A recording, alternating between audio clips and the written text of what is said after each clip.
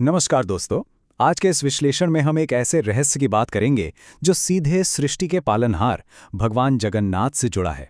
सोचिए, पूरे विश्व के नाथ को जो भोग लगाया जाता है, क्या वो सिर्फ उनकी कृपा से ही महाप्रसाद बन जाता है? असल में इस तीर्थ में उनका भोग तब तक पूरा नहीं होता जब तक एक बेहद महत्वपूर्ण पर अक्सर अनजानी रह जाने वाली देवी की कृपा उस पर ना हो। तो चलिए शुरू करते हैं। अब सवाल ये उठता है कि आखिर वो देवी हैं कौन, जो पुरी के इस विशाल जगन्नाथ मंदिर परिसर में रहती हैं और जिनकी अनुमति के बिना भगवान का भोग भी स्वीकृत नहीं होता। इन्हें माँ विमला के नाम से जाना जाता है। ये कोई सामान्य देवी नहीं है, बल्कि जगन्नाथ धाम की अधिष्ठात्री शक्ति हैं, यानी आदिशक्ति माता पार्वती का ही स्वरूप। इस बात की गहराई को समझने के लिए शास्त्रों का एक बड़ा ही सटीक श्लोक देखते हैं। यहाँ लिखा है, विष्णु पूजाम विमलाम विना निष्फलाम। इसका सीधा सा अर्थ यह है कि भगवान विष्णु यानी जगन्नाथ की पूजा विमला देवी की आराधना के बिना बिल्कुल अधूरी है।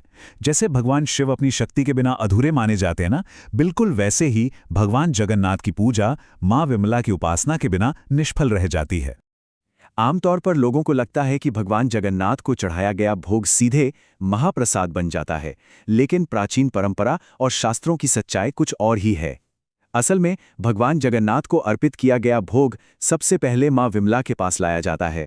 जब माँ विमला उस भोग को ग्रहण कर लेती हैं, केवल और केवल तभी वो भोजन पूर्ण होकर महाप्रसाद कहलाता है और फिर भक्तों में बांटा जाता है ना हैरान करने वाली बात?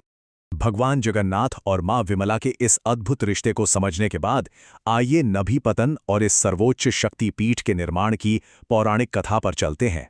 कहा जाता है कि जब देवी सती ने अपने पिता के यज्ञ में अपमानित होकर अग्नि में अपनी देह त्याग दी थी, तब भगवान शिव अत्यंत शोक में उनका शव लेकर पूरे ब्रह्मांड में घूमने लगे थे। सृष्टि का असंतुलन बढ़ता देख भगवान विष्णु ने अपना सुदर्शन चक्र चलाया, जिससे देवी सती के अंग अलग अलग स्थानों पर गिरे। पौराणिक मान्यताओं के अनुसार देवी सती के शरीर की नाभि यहां पूरी क्षेत्र में गिरी थी। कुछ मतों में उनके चरण गिरने की बात भी कही गई है। और दोस्तों, यही सबसे बड़ा कारण है कि पुरी का ये पवित्र स्थान 52 प्रमुख शक्तिपीठों में गिना जाता है।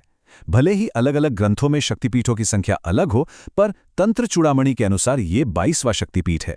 ये सिर्फ एक मंदिर नहीं, बल्कि एक अत्यंत महत्वपूर्ण आध्यात्मिक केंद्र है, जहां दिव्य महिला शक्ति का अनंत संचार होता रहता है।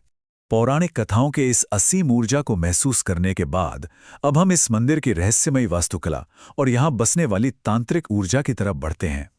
यहां पर एक शब्द बहुत ध्यान देने वाला है, और वो है क्षेत्रपालिका। दुर्गा सप्तशती और तंत्र शास्त्रों में मां विमला को पुरी की रक्षिका देवी या क्षेत्रपालिका कहा गया है। एक और हैरान करने वाला तथ्य यह है कि विमला मंदिर को मुख्य जगन्नाथ मंदिर से भी पुराना माना जाता है। वो इस पूरे पवित्र क्षेत्र की सर्वोच्च संरक्षक हैं। इनके अनुशासन में ही यहाँ की सृष्टि और सारे अनुष्ठान चलते हैं।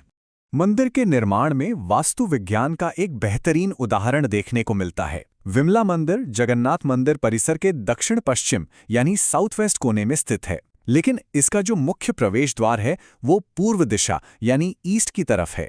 वास्तु विज्ञान के मुताबिक ये दिशा सूर्य की पवित्र और शुद्ध ऊर्जा को सीधे मंदिर के अंदर आकर्षित करती है, जिससे पूरा वातावरण सकारात्मक ऊर्जा से भर जाता है। अब यहाँ सबसे दिलचस्प बात है देवी का स्वरूप। तांत्रिक मान्यताओं में माँ विमला को जगन्नाथ जी की शक्ति और तांत्रिक पत्नी भी कहा गया है। इनकी मूर्ति सोने और पितल के मिश्रण से बनी हुई है। देवी की 4 भुजाएं हैं, जिनमें उन्होंने त्रिशूल और खड्ग धारण किया हुआ है, जबकि उनके दूसरे 2 हाथ वर और अभय मुद्रा में हैं। ये स्वरूप देखने में उग्र जरूर लगता है, पर भक्तों के लिए ये पूरी तरीके से करुणा से भरा है। मंदिर की इस अद्भुत बनावट और देवी के इस उग्र तांत्रिक स्वरूप को जानने के बाद आइए अब ये समझते हैं कि आम जीवन में और ज्योतिषीय दृष्टि से इसका क्या प्रभाव पड़ता है। ज्योतिष के हिसाब से अगर देखा जाए तो ये शक्तिपीठ बेहद लाभकारी है। अगर कुंडली में राहु, शनि या मंगल जैसे ग्रह अशुभ स्थिति में बैठे हैं तो माँ विमला की आराधना से सीधा लाभ मिलता है। देवी की उग्र ऊर्जा इन अशुभ ग्रहों के नकारात्मक प्रभाव को शांत कर देती है। यहाँ तक कि जिन लोगों पर काल सर्प दोष का भारी संकट होता है, उनके लिए भी यहाँ की साधना अचूक मानी जाती है। इसके अलावा जिन लोगों को प्रेम विवाह या दाम्पत्य जीवन में परेशानियों का सामना करना पड़ रहा है, उनके लिए माँ विमला की उपासना किसी वरदान से कम नहीं है। देवी के दर्शन और साधना से मानसिक स्पष्टता आती है और रिश्तों में आपसी सामंजस्य बनता है, जिससे प्रेम और विवाह से जुड़ी सारी बाधाएं धीरे धीरे दूर होने लगती हैं। अब हम सोच सकते हैं कि देवी को प्रसन्न कैसे किया जाए। इनकी तांत्रिक पूजा विधि बहुत ही सरल और पूरी तरह से श्रद्धा पर टिकी है। खास तौर पर नवरात्रि और अमावस्या जैसे पर्व पर इसका महत्व काफी बढ़ जाता है। पहले चरण में देवी के चरणों में लाल फूल अर्पित किए जाते हैं, फिर दूसरे चरण में सिंदूर और चावल चढ़ाने का विधान है। इन सरल उपायों को करने के बाद तीसरे चरण में साधक को अपने भीतर एक अलग ही मानसिक शांति, स्पष्टता और भय मुक्त होने का परम अनुभव मिलता है। पुरी का ये रहस्य सिर्फ जगन्नाथ और मां विमला तक ही सीमित नहीं है। आइए इस तीर्थ के एक और हैरान अंगेज पहलू पर नजर डालते हैं, जो है लोकनाथ मंदिर और महाशिवरात्रि से जुड़ा एक अत्यंत अद्भुत विषय। ये बात सुनने में बड़ी ही रोचक लगती है कि पुरी के लोकनाथ मंदिर में जो शिवलिंग है वो एक लौकी यानी गॉड के आकार में है। पौराणिक कथाओं के मुताबिक त्रेता युग में जब भगवान श्री राम यहाँ आए थे, तब एक साबर जनजाति के भक्त ने उन्हें अपने खेत में उगी एक लौकी भेंट की थी।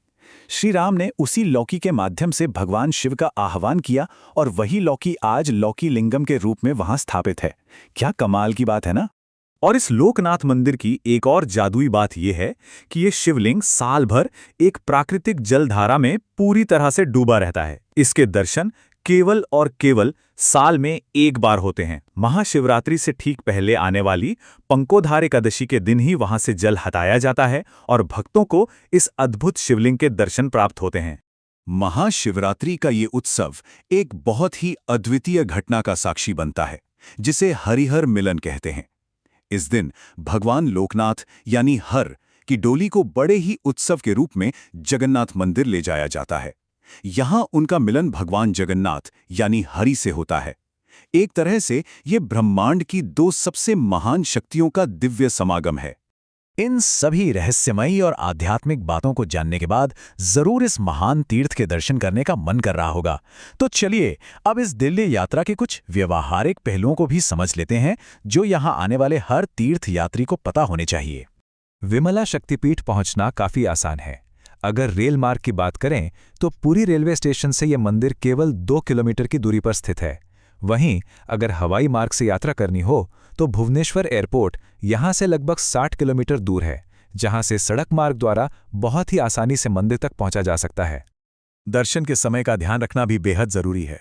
मंदिर सुबह 5 बजे से दोपहर 12 बजे तक और फिर शाम 4 बजे से रात 8 बजे तक खुलता है। जब कोई सच्चा भक्त इस पवित्र परिसर में कदम रखता है तो उसे आत्मिक शांति और सकारात्मक ऊर्जा का एक अद्भुत अनुभव होता है। यहाँ की ऊर्जा सच में असाधारण रूप से शक्तिशाली और पवित्र है। इस पूरे विश्लेषण को अगर हम समेटें तो एक बेहद गहरी सीख सामने आती है। मां विमला का आशीर्वाद और उनकी साधना सिर्फ किसी भौतिक या बाहरी सफलता तक सीमित नहीं है। असली विजय तो वो है जो आत्मज्ञान प्राप्त करने और अपने भीतर छिपे हुए डर पर जीत हासिल करने से मिलती है।